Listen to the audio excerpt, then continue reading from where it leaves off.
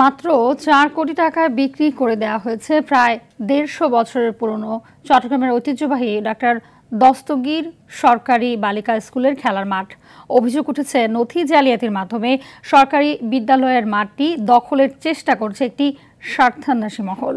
এতে চট্টগ্রাম জেলা প্রশাসন, ভূমি অফিস ও সাব রেজিস্ট্রি অফিসের একাধিক কর্মকর্তা জড়িত বলেও জানা যায়।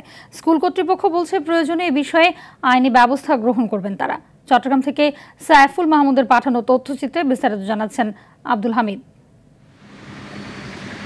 ২০২৪ সালে জাতীয় পর্যায়ে শ্রেষ্ঠ বিদ্যালয় হিসেবে নির্বাচিত হয় চট্টগ্রামের ডাক্তার খাস্তগীর সরকারি বালিকা বিদ্যালয়।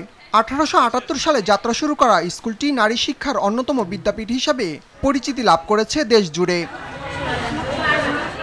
সম্প্রতি স্কুলটির খেলার মাঠ দখলে চক্রান্ত করা হচ্ছে বলে অভিযোগ উঠেছে।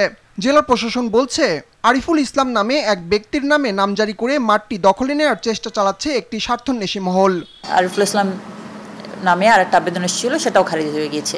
এটা ২৩ সালের দিকে এসেছিল। কোনো অভিযোগ আসে অথবা আমরা নিজেরাই যদি কখনো রিভিল করতে পারি যে তাকে দিয়ে বা কাউকে দিয়ে কোনো একটা ক্ষতি আমাদের স্বার্থের বাইরে গিয়ে কোনো একটা ঘটনা ঘটছে, ডেফিনেটলি তার বিরুদ্ধে আইনানুগ ব্যবস্থা গ্রহণ করা হয়।